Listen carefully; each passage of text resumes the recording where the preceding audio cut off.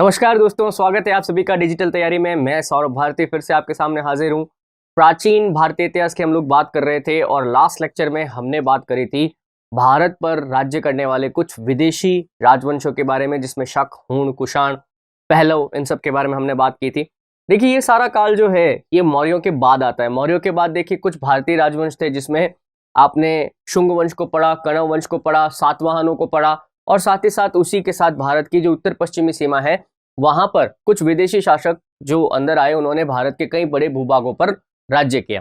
देखिए, इसी के बाद जो है भारत में फिर से एक बड़े राजवंश का उदय होता है, जो भारत के एक बड़े भूभाग पर अपना शासन स्थापित करता है, भारत को, पूरे भूखंड को फिर से एकता के सूत्र में बांधता है।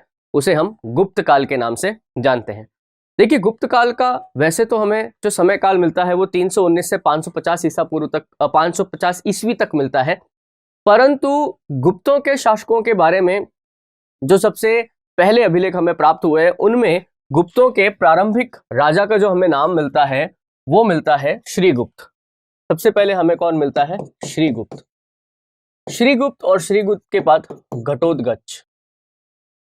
बात समझ रहे? ये गुप्तों के प्रारंभिक राजा हमें मिलते हैं। इसके बारे में माना जाता है श्रीगुप्त जो है इसने 275 ईस्वी से 299 ईस्वी तक और इसके बाद 299 से 319 तक ईस्वी तक घटोत्कच का शासक मिलता है। परंतु क्या है, इन दोनों के ही नाम के साथ सिर्फ राजा की उपाधि मिलती है, राजा श्रीगुप्त, राजा घटोत्कच। तो इससे ये पता चलता है कि ये लोग किसी छोटी रियासत के या छोटी जागीर के राजा थे, परंतु इनके वंश में उत्पन्न हुआ चंद्रगुप्त प्रथम वो पहला व्यक्ति था जिसने मगध के अंदर गुप्त वंश की नींव रखी। तो देखो, यहाँ पे पहला क्वेश्चन अपना यहीं से शुरू हो जाता है। कभी आपसे पूछे गुप्तों का संस्थापक कौन था, गुप्तों का संस्थापक कौन था, तो अपन आंसर करेंगे श्रीगुप्त, ठीक है। परंतु अगर आपसे पूछा कि मगध के अंदर गुप्त राजवंश का संस्थापक कौन था, मगध के अंदर, तो फिर आपको आंसर देना पड़ेगा चंद्रगुप्त प्रथम का। बात समझ रहे? तो सबसे पहले तो ये क्वेश्चन ये एसएससी में खूब बार पूछा हुआ है और भी कई एग्जाम है जिसमें ये क्वेश्चन पूछा हुआ है, ठीक है। तो आप इस क्वेश्चन को ध्यान रखना। वापस बोल देता हूं, गुप्तों का संस्थापक पूछ ले तो आप बोलोगे किसको? श्रीगुप्त को। परंतु मगध के अंदर गुप्त राजवंश का संस्थापक अगर आपको पूछ लिया है तो आप बोलेंगे चंद्रगुप्त प्रथम को। पहला क्वेश्चन।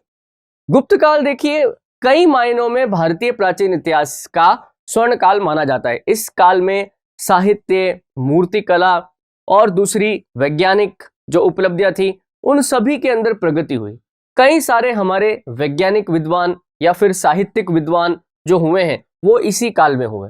गुप्त काल में ही ये जो भारतीय प्राचीन इतिहास है इसका आप समझिए कि एकीकरण होता है। पुराणों का संकलन इसी काल में हुआ, रामायण और महाभारत का संपूर्ण संकलन इसी काल में हुआ, वेदों का संपूर्ण संकलन इसी काल में हुआ।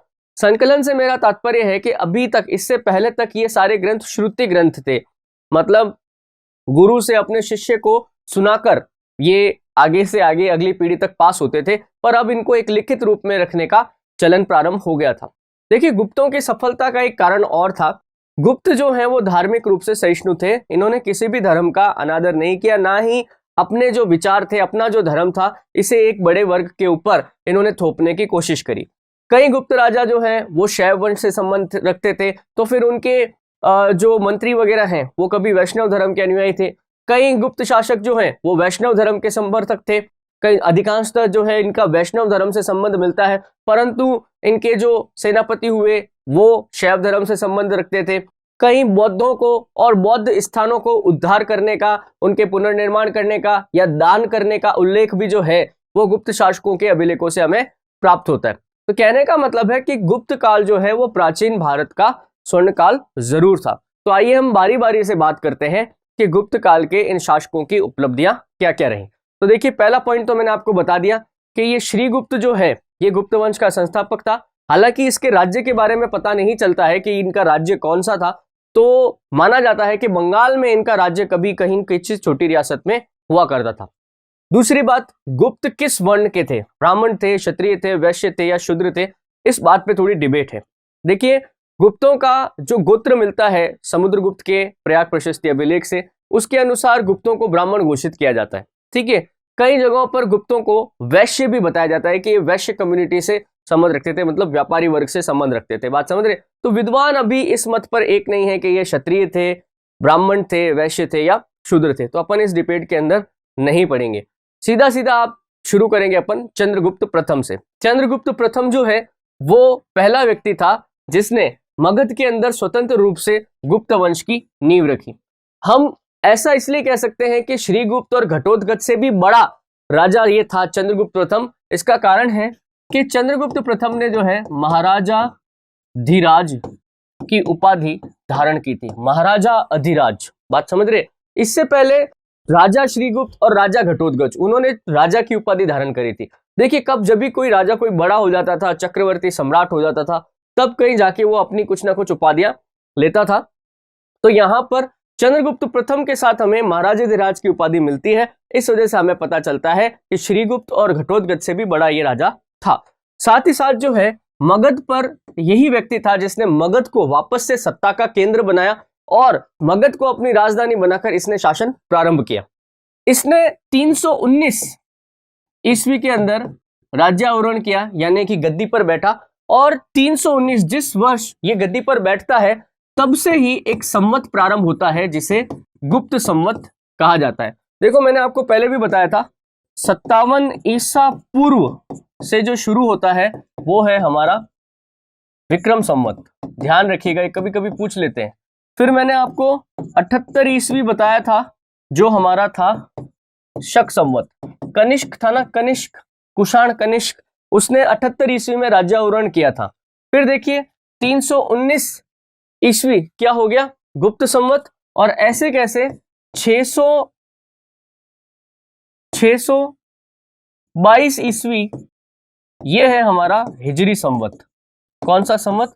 हिजरी संवत। हिजरी संवत जो है वो इस्लाम से जुड़ा हुआ है। मोहम्मद साहब जो थे उन्होंने 622 ईस्वी में मक्का से मदीना की ओर प्रस्थान किया था। उनके इस प्रस्थान को हिज्र कहा गया और हिज्र से ही बन गया क्या? हिजरी संवत। बात समझ रहे? तो इस्लामिक कैलेंडर जो होते हैं, मुस्लिम कैलेंडर जो होते हैं, वो हिजरी संवत पर चलते हैं। ठीक है, जो हमारा भारतीय गवर्नमेंट जिस संवत को मानती है वो है शक संवत। हिंदू कैलेंडर जो है या वैदिक कैलेंडर जिसको आप बोलते हैं, पंचांग जिसको आप बोलते हैं, वो विक्रम संवत के ऊपर काम करते हैं। गुप्त संवत आज की तारीख में रिलेवेंट नहीं है, गुप्त संवत का कहीं भी उपयोग नहीं होता है। ठीक है, फिर देखिए चंद्रगुप्त जो है इसने लिच्छवी राजकुमारी कुमार देवी से विवाह किया था। देखिए, लिच्छवी जो है वो बहुत ही पुराना राजवंश था और मजबूत राजवंश था। बात समझ रहे? लिच्छवियों का उल्लेख हमें बुद्ध के समय और मौर्य काल में भी मिलता है। तो चंद्रगुप्त ने जो है अपनी राजनीतिक स्थिति को मजबूत करने के लिए लिच्छवी राजकुमारी कुमार देवी से विवाह किया था।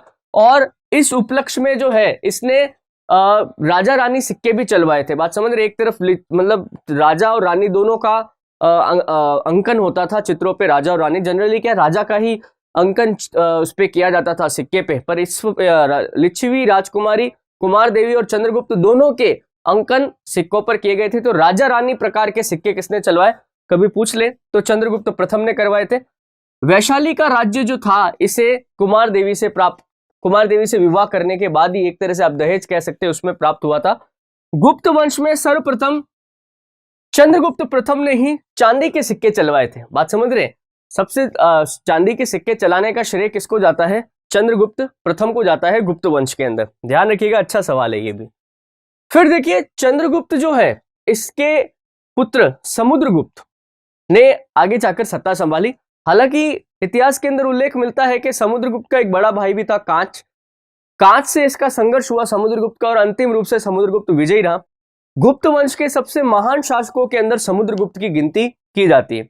मतलब आप समझिए कि समुद्रगुप्त ने भारत के अंदर दिग्विजय अभियान चलाया। मतलब भारत के कहा जाता है कि उस समय आर्यावर्त के 9 बड़े राजाओं को इसने हराया और मगध के साम्राज्य की सीमाएं उसने आज की तारीख में जो अफगानिस्तान है वहां तक इसने पहुंचा दी थी। बात समझ रहे? दक्षिण के अंदर गोदावरी नदी तक इसने अपनी सीमाएं पहुंचा दी, उत्तर में कश्मीर तक इसने अपनी सीमाएं पहुंचा दी। बात समझ रहे? तो समुद्रगुप्त इस वंश का एक प्रतापी शासक था। समुद्रगुप्त जो है वो लिच्छवी राजकुमारी कुमार देवी से उत्पन्न हुआ था, अभी जिस विवाह की हमने बात करी। इस वजह से समुद्रगुप्त की कई सारे अभिलेखों में समुद्रगुप्त को लिच्छवी दौहित्र कहा गया है। क्या कहा गया है? लिच्छवी दौहित्र। तो आप ध्यान रखिएगा, लिच्छवी दोहित्र की उपाधि किसे मिली है या लिच्छवी दोहित्र के नाम से कौन जाना जाता है, तो समुद्रगुप्त जाना जाता है। देखिए समुद्रगुप्त ने जो है अशोक के एक अभिलेख को प्रयाग यानी कि इलाहाबाद के अंदर स्थापित करवाया था। बात समझ रहे, अशोक का अभिलेख था पर समुद्रगुप्त ने उसे क्या किया, इलाहाबाद में स्थापित करा दिया। और उसी अभिलेख के पीछे इसने एक प्रशस्ति खुदवाई थी। प्रशस्ति का मतलब होता है प्रशंसा। बात समझ रहे, किन्हीं राजाओं की उपलब्धियों के बारे में जब कोई उल्लेख किया जाता है तो उसे प्रशस्ति कहते हैं। तो समुद्रगुप्त की आत्मकथा कही जाती है। समुद्रगुप्त की आत्मकथा किसे कहते हैं, प्रयाग प्रशस्ति को कहते हैं। किसको कहते हैं, प्रयाग प्रशस्ति। प्रयाग प्रशस्ति का रचयिता हरिसेन। हरिसेन जो है इसका दरबारी कवि था जिसने इसको संस्कृत भाषा में लिखा था। और इस प्रशस्ति से समुद्रगुप्त की विजयों का पता चलता है। इस प्रशस्ति से श्रीगुप्त के बारे में और चंद्रगुप्त प्रथम घटोत्कच के बारे में पता चलता है। बात समझ रहे, तो ये सारे जो चीजें हैं यहां से पता चलती है। यहीं से इनके ब्राह्मण होने का भी पता चलता है गुप्तों के। बात समझ रहे, इसमें कहा जाता है कि ब्राह्मणों के जो 24 गोत्र हुआ करते थे उन्हीं में से एक गोत्र का नाम इस प्रशस्ति में मिलता है।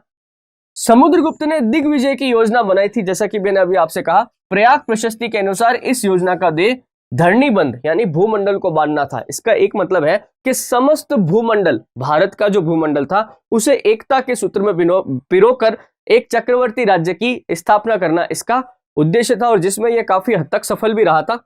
समुद्रगुप्त ने सैन्य विजय के बाद एक अश्वमेध यज्ञ भी किया और अश्वमेध कर्ता की उपाधि इसने धारण करी। बात समझ रहे, अश्वमेध यज्ञ में यह हुआ करता था कि घोड़े को छोड़ दिया जाता था यज्ञ के बाद। अब वो घोड़ा जिस जिस राज्य से गुजरता था उस राज्य को अपने आप जो है जो ये अश्वमेध यज्ञ कराने वाला व्यक्ति है या जो राजा है उसके राज्य का भाग मान लिया जाता था। अगर किसी राज्य से ये घोड़ा गुजरा और उस राज्य के शासक, प्रशासक या राजा ने उस घोड़े को रोकने का प्रयास किया तो फिर इसे चुनौती के रूप में देखा जाता था। इसका मतलब है कि अब युद्ध संभव मतलब है या युद्ध होगा।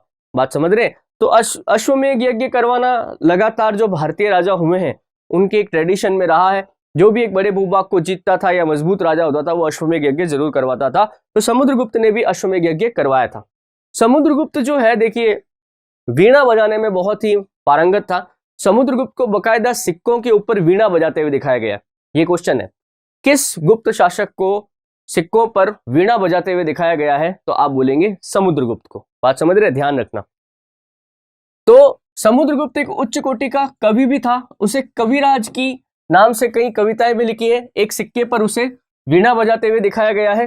श्रीलंका के शासक मेघवर्मन ने बोध गया में एक बौद्ध विहार के निर्माण की अनुमति प्राप्त करने के लिए अपना राजदूत समुद्रगुप्त के पास भेजा था और समुद्रगुप्त ने बकायदा उसे अनुमति भी दी थी। समुद्रगुप्त ने आर्यावर्त के 9 राजाओं को पराजित किया। इसमें अच्युत, नागसेन और गणपति नाग प्रमुख थे। उस समय के आर्यावर्त के राजा हुआ करते थे। ये एक और पॉइंट आपको याद रखना पड़ेगा, अच्छा पॉइंट है, इस पे सवाल बनता है। विंसेंट स्मिथ ने समुद्रगुप्त को भारत का नेपोलियन कहा है। भारत का नेपोलियन किस राजा की उपाधि है, तो आप ध्यान रखेंगे समुद्रगुप्त की उपाधि है भारत का नेपोलियन। ठीक है। समुद्रगुप्त ने बौद्ध भिक्षु वसुबंधु को भी संरक्षण दिया था। इलाहाबाद के स्तंभ लेख में समुद्रगुप्त के धर्म प्रचार बंधु उपाधि का भी उल्लेख मिलता है। इसका अर्थ यह है सीधा सा, जैसा कि मैंने लेक्चर की शुरुआत में आपको बताया कि गुप्तों ने जो है वो सभी धर्मों के साथ इक्वल व्यवहार किया। बौद्ध धर्म को भी उन्होंने संरक्षण किया। जैसे कि शुंग वंश पर आरोप लगते थे कि बौद्ध धर्म ग्रंथों के अंदर लिखा है कि शुंग वंश के शासकों ने बौद्धों को बहुत नुकसान पहुंचाया। बात समझ रहे, परंतु गुप्त शासकों के बारे में वो लिखते हैं कि गुप्त शासक जो हैं उन्होंने हमारे धर्म के प्रचार प्रसार में हमारा सहयोग किया है। इस वजह से इसे धर्म प्रचार बंधु भी कहा जाता है। फिर देखिए समुद्रगुप्त के बाद इस वंश का सबसे प्रतापी शासक आता है चंद्रगुप्त विक्रमादित्य। देखिए चंद्रगुप्त विक्रमादित्य जो है इसका भी अपने भाई से संघर्ष हुआ था। इस बारे में एक जानकारी मिलती है रामगुप्त से। चंद्रगुप्त विक्रमादित्य का अपने बड़े भाई रामगुप्त से संघर्ष हुआ। इसके बारे में एक नाटक लिखा गया है देवी चंद्रगुप्तम। बात समझ रहे, इस देवी चंद्रगुप्तम के अंदर जो है चंद्रगुप्त की विजयों का उल्लेख है और रामगुप्त जो कि एक कायर शासक था उसका भी उल्लेख यहाँ पर मिलता है। नाटक कुछ इस प्रकार से, मैं थोड़ा सा आपको बता देता हूँ। नाटक ये है कि रामगुप्त बहुत ही निर्बल और कमजोर शासक था और जब उसके ऊपर पड़ोस के राजा ने आक्रमण कर दिया तो रामगुप्त युद्ध से डरकर भाग गया। और जब इस प्रकार से वो भाग गया तो जो विदेशी शासक था उसने धमकी दी कि मैं मगध के ऊपर आक्रमण करके मगध को तहस नहस कर दूंगा, अगर मेरे आक्रमण से बचना है तो अपनी पत्नी को तुम्हें मेरे को सौंपना होगा फिजिकली। और रामगुप्त जो है इसके लिए राजी हो गया। तो रामगुप्त के छोटे भाई चंद्रगुप्त ने जो है इसे अपने वंश का अपमान माना और वो जो है स्त्री वेश के अंदर अपने विश्वसनीय शास्त्रियों के साथ दूसरे कैंप पर हमला कर देता है और हमला करके वो उस विदेशी शासक की हत्या कर देता है। इस प्रकार जब वो वापस विजय होकर लौटता है तो चंद्रगुप्त की जो भाभी थी यानी रामगुप्त की पत्नी, वो वरमाला डाल के उसे अपना पति स्वीकार कर लेती है और यहीं पे वो नाटक खत्म हो जाता है। तो बेसिकली रामगुप्त के बारे में बहुत टाइम तक तो पता ही नहीं था, बात समझ रहे। रामगुप्त के बारे में पता चला 10वीं शताब्दी का, मतलब मौर्यों से लगभग 500 साल बाद का एक ग्रंथ मिला, नाट्य दर्पण। उस नाट्य दर्पण के अंदर जो है देवी चंद्रगुप्तम के इस नाटक का जिक्र था, बात समझ रहे। देवी चंद्रगुप्तम जो नाटक है विशाख दत्त ने लिखा था, ये नाटक ओरिजिनली नहीं मिलता है, वो नाट्य दर्पण के अंदर लिखा हुआ था। तो वहां पर जब ये नाटक मिला, रामगुप्त का नाम आया और उसके बाद ये रामगुप्त के सिक्के जो है दयाराम साहनी को भी मिले। दयाराम साहनी वो सिंधु घाटी सभ्यता वाले, उन्होंने चांदी के सिक्के ढूंढे जिन पर रामगुप्त लिखा था। तो इससे इस बात की पुष्टि हुई कि रामगुप्त नामक का भी कोई शासक हुआ है, बात समझ रहे। जैसा कि मैंने आपको पहले भी कहा है कि आप प्राचीन जितना पीछे जाएंगे तो कोई हमारे पास कोई क्रोनोलॉजिकल ऑर्डर नहीं है कि ये राजा आया, इसने इतने समय तक शासन किया, इतने समय तक शासन किया। ये जो हमारे इतिहासकार हैं उनके द्वारा जो पुरातात्विक खोजें की गई है उन्हीं के आधार के ऊपर ये सारा इतिहास जो है हमारा रिटर्न लिखा गया है। तो जो भी बात है, हम बात करते हैं चंद्रगुप्त विक्रमादित्य की। देखिए, इसे विक्रमादित्य की उपाधि धारण की थी या फिर इसे आप चंद्रगुप्त द्वितीय भी कह सकते हैं, क्योंकि इस वंश का जो पहला राजा अपन ने पढ़ा था उसका नाम भी चंद्रगुप्त था। इस वजह से हम इस राजा का नाम चंद्रगुप्त विक्रमादित्य पढ़ेंगे, ठीक है। तो समुद्रगुप्त के बाद रामगुप्त नाम का एक शासक हुआ, परंतु वह दुर्बल शासक था। उसके बाद चंद्रगुप्त द्वितीय जो है वो शासक बना। चंद्रगुप्त द्वितीय ने वैवाहिक संबंधों और विजय दोनों प्रकार से गुप्त साम्राज्य का विस्तार किया, जैसा कि कभी चंद्रगुप्त मौर्य ने किया था, ठीक है, जैसा कि कभी बिंबिसार ने किया था मगध के पहले राजा ने, वैसा ही कुछ चंद्रगुप्त द्वितीय ने भी किया। उसने आसपास के राजाओं से वैवाहिक संबंध स्थापित किए, मित्रतापूर्ण संबंध स्थापित किए और अपने राज्य की वृद्धि करी। चंद्रगुप्त द्वितीय के अन्य नाम देवराज तथा देवगुप्त भी मिलते हैं। धाव नाम से भी उसका कई स्थान पर उल्लेख हुआ है। देखिए, इसी का शासनकाल था जिसके समय में इसी का शासनकाल था जिस समय भारतीय समाज ने, भारतीय संस्कृति ने और भारतीय विज्ञान ने बहुत उन्नति करी। यही कारण है कि इसका काल जो है गुप्तों का सर्वश्रेष्ठ काल कहा जाता है या गुप्तों का स्वर्ण काल भी कहते हैं। स्वर्ण काल क्या है? एक प्रतिमान होता है जो कि उस युग के आदर्शों को दिखाता है। स्वर्ण काल का मतलब ये नहीं कि सोना से कोई मतलब नहीं है, बेसिकली इसका मतलब है कि हर फील्ड के अंदर, हर चीज के अंदर जो है बहुत ही ज्यादा विकास हुआ था। तो देखिए, गुप्त काल में कला, साहित्य, संस्कृति का अत्यधिक विकास हुआ जो अपने गरिमापूर्ण ऊंचाई तक पहुंची, इसलिए इसे स्वर्ण काल कहा जाता है।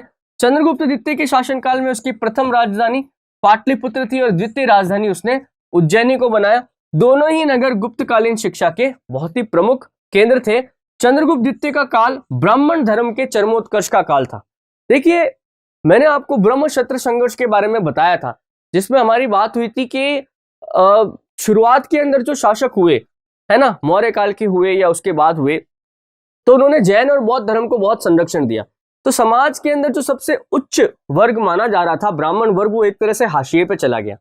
तो शुंग वंश इतिहास का पहला ब्राह्मण वंश, फिर कण्व वंश, वो भी ब्राह्मण वंश थे। तो इसके बाद जो है ब्राह्मणों की शक्ति में उत्तरोत्तर वृद्धि हुई, उनके सम्मान में वृद्धि हुई और जो समाज में स्थान वो चाहते थे वो उन्हें मिला भी।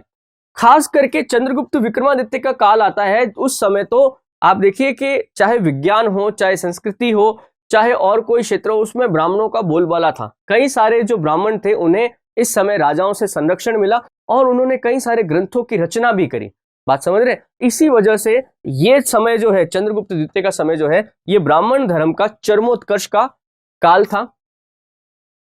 चंद्रगुप्त विक्रमादित्य का ही एक जो प्रधान सचिव था वीरसेन, वो शैव था, जबकि उसका सेनापति अमाकद्रव जो है वो एक बौद्ध था। इससे पता चलता है कि गुप्त शासक धार्मिक रूप से कितने सहिष्णु थे। उनके राज्य में किसी को भी कोई भी धर्म मानने की आपत्ति नहीं थी। जो व्यक्ति जैसी इच्छा है वो धर्म को अपना सकता था।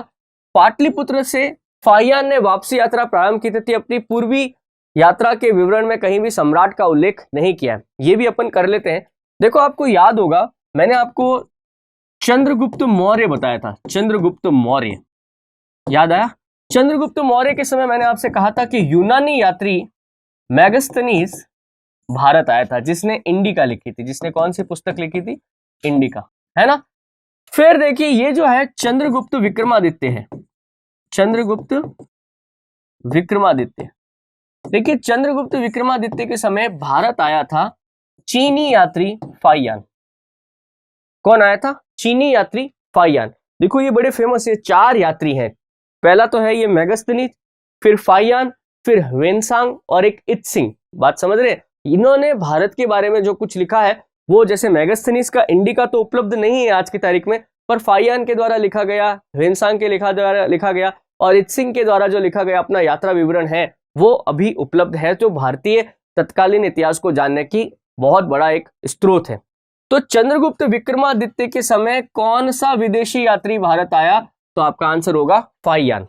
चंद्रगुप्त विक्रमादित्य के समय कौन सा विदेशी यात्री भारत आया? फाइयान। बात समझ रहे? फाइयान कहां से आया था? चीन से आया था। चंद्रगुप्त द्वितीय का काल साहित्य और कला का स्वर्ण युग भी कहा जाता है। चंद्रगुप्त द्वितीय ने शकों के विजय के उपलक्ष्य में रजत मुद्राओं का प्रचलन करवाया तथा शक्री की उपाधि धारण करी तथा व्याघ्र शैली के सिक्के चलवाए। देखिए इस समय भी जो है लगातार शक जाति के आक्रमण होते रहते थे। बात समझ रहे? शक जो है ये यूनानी शासकों के लिए प्रयोग किया जाता था, तो सिकंदर के समय से इनके आक्रमण हो रहे थे।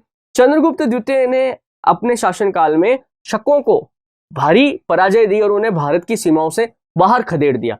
और इस उपलक्ष्य में जब उसने शकों पर विजय प्राप्त करी तो उसने शक्री की उपाधि धारण करी। बात समझ रहे? तो ध्यान रखना कि शक्री की उपाधि किसके साथ मिलती है? शक्री की उपाधि चंद्रगुप्त विक्रमादित्य के साथ मिलती है। फिर देखिए चंद्रगुप्त द्वितीय ने अपनी पुत्री प्रभावती का विवाह वाकाटक शासक रुद्रसेन द्वितीय से किया। चंद्रगुप्त द्वितीय के दरबार में विद्वानों और कलाकारों का आश्रय प्राप्त था। उसके दरबार में 9 रत्न थे। जैसे देखिए अकबर के दरबार में 9 रत्न थे ना, उससे पहले विद्वानों को संरक्षण देने का जो कार्य किया था वो चंद्रगुप्त विक्रमादित्य ने किया था। इसके दरबार में भी 9 रत्न थे, जिसमें कुछ प्रसिद्ध बहुत थे, जैसे कालिदास कवि और लेखक के रूप में, संस्कृत लेखक के रूप में, आपको नाटककार के रूप में आपको इनका नाम याद होगा। धन्वंतरी चिकित्सक थे, आयुर्वेद के एक बहुत बड़े प्रसिद्ध चिकित्सक धन्वंतरी कहे जाते हैं। शपनक, अमर सिंह जो है इन्होंने भूमि की नाप और इससे संबंधित तथा हाथियों की चिकित्सा के ऊपर एक ग्रंथ लिखा था। शंकु, वेताल भट्ट, घटकरपर और वराहमीर प्रसिद्ध ज्योतिष शास्त्री और गणितज्ञ और वरुचि। बात समझ रहे? ये सभी जो हैं इसके दरबारी थे। इसमें से कुछ नाम तो बहुत ही फेमस है जिनके बारे में अपन को चर्चा भी करनी है। फिर देखिए चंद्रगुप्त द्वितीय के शासनकाल में चीनी यात्री फाइयान भारत यात्रा पर आया था। ये जिक्र मैं जो भी पीछे कर चुका हूं, तो इसको आप ध्यान रखना। इस काल के कुछ और प्रमुख तथ्य हैं, उसको भी अपन देखते हैं। गुप्त काल से ही विकेंद्रीकरण की प्रवृत्ति बढ़ने लगी थी। बेसिकली इसका मतलब क्या है? देखिए जैसे गुप्त काल का पतन होता है ना 550 ईस्वी में, फिर से क्या होता है कि भारत में वो छोटे छोटे राज्यों में टूटने की परंपरा फिर से चली जाती है। मतलब जिस जगह पर जो मजबूत शासक होता है वो अपने राजवंश की स्थापना कर लेता है।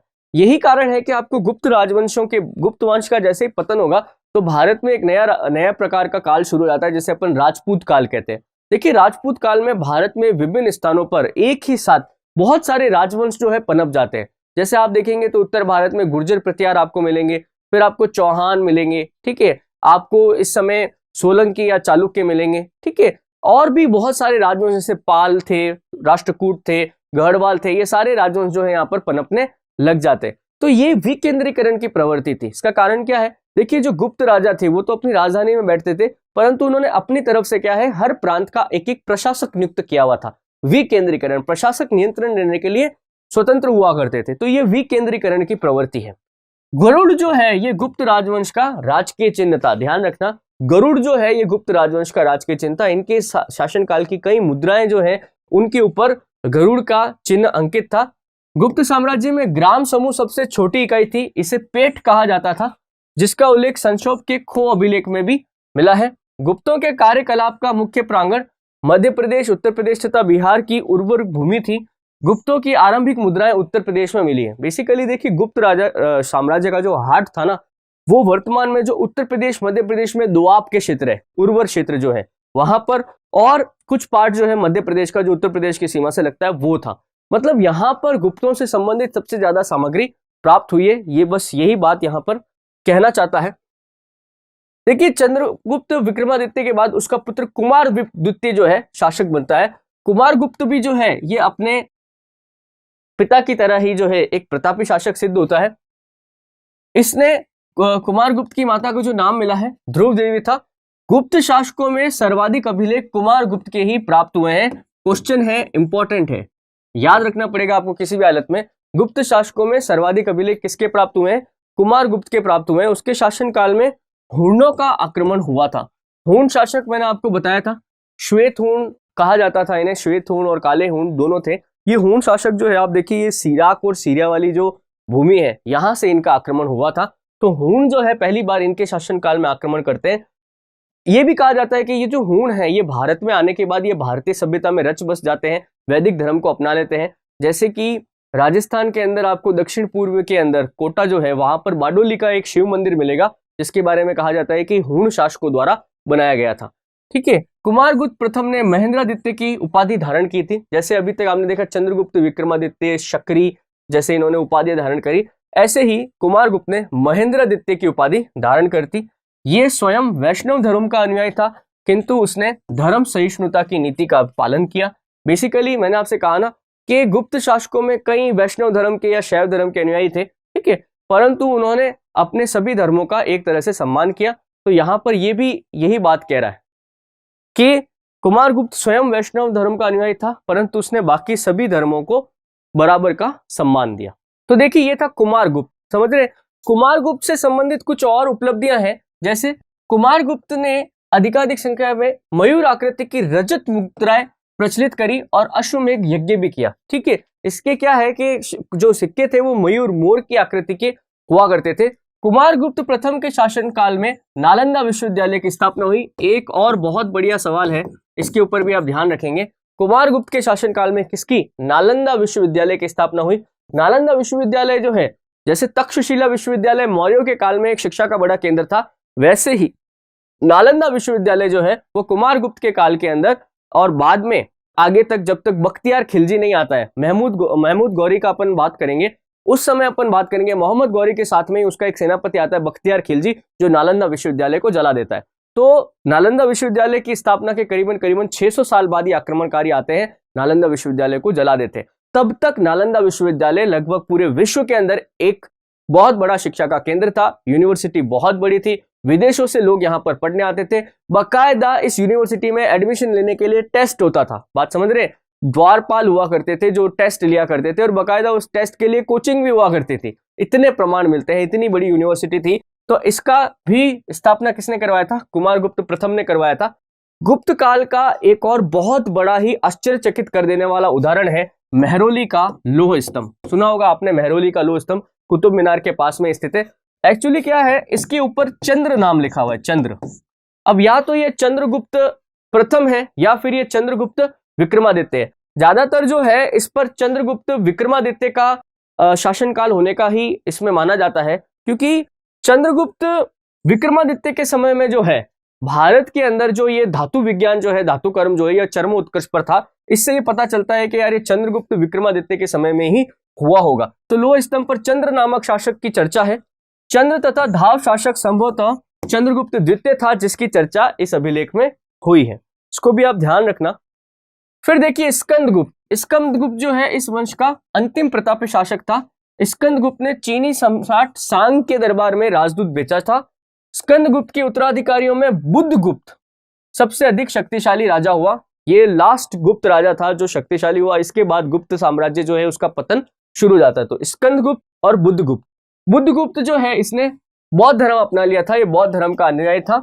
स्कंदगुप्त ने मौर्य द्वारा निर्मित सुदर्शन झील का जीर्णोद्धार कराया था। ध्यान रखना, स्कंदगुप्त, ये सुदर्शन झील जो है बहुत फेमस है।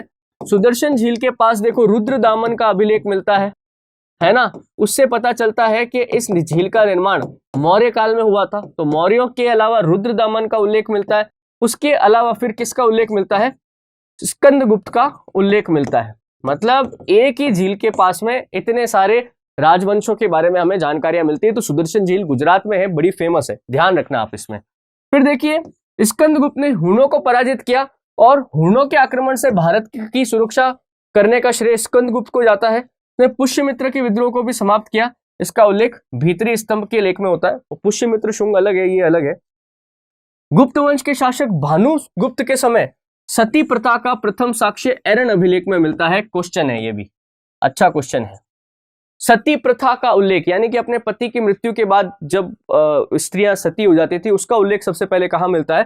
तो उसका उल्लेख सबसे पहले हमें गुप्त वंश के भानु प्रताप के समय मिलता है, या गुप्त वंश भी आप याद रख सकते हो, सिंपल, ठीक है। सती प्रथा का उल्लेख। गुप्त वंश का अंतिम शासक विष्णुगुप्त था। 570 ईस्वी में इसका पतन हो गया। बात समझ रहे? तो ऑलमोस्ट 550 ईस्वी आते आते गुप्त शासन का अंत हो जाता है। तो इस प्रकार से देखिए आप, गुप्त शासकों ने भारत में एक बड़े लंबे समय तक शासन किया। बहुत ही अच्छे अच्छे राजा हुए इसमें। समुद्रगुप्त को आप देख लीजिए, चंद्रगुप्त, विक्रमादित्य को देख लीजिए, कुमारगुप्त को देख लीजिए, स्कंदगुप्त को देख लीजिए। ये सभी अपने अपने जो वंश के सबसे प्रतापी राजा हुए हैं। इनके द्वारा चलाए गए सिक्के, इनके द्वारा लिखवाए गए अभिलेखों और इनके द्वारा जो जारी की गई जो राज्याज्ञाएं थी, वो कई जगहों पर हमें प्राप्त होती है, जिससे गुप्त काल के बारे में हमें बहुत सारी जानकारी मिलती है। दोस्तों, ये लेक्चर अपन यहीं पे खत्म करते हैं। नेक्स्ट लेक्चर में मैं आपको गुप्त काल के जो उपलब्धियां थी, जैसे सांस्कृतिक उपलब्धियां क्या थी, साहित्यिक उपलब्धियां क्या थी, ठीक है, और उसके समय में उन्होंने क्या क्या चीजें की, हम उसकी बात नेक्स्ट में करेंगे। कालिदास की बात करेंगे और हम बात करेंगे इस काल में जो महत्वपूर्ण लेखक हुए हैं उनकी बात करेंगे, ठीक है। तो ये लेक्चर अपन यहीं पे समाप्त करते हैं। नेक्स्ट लेक्चर में हम बात करेंगे गुप्त काल के जो दूसरे उपलब्धियां हैं उनकी। तब तक के लिए thank you. Please like, share, subscribe digital तैयारी।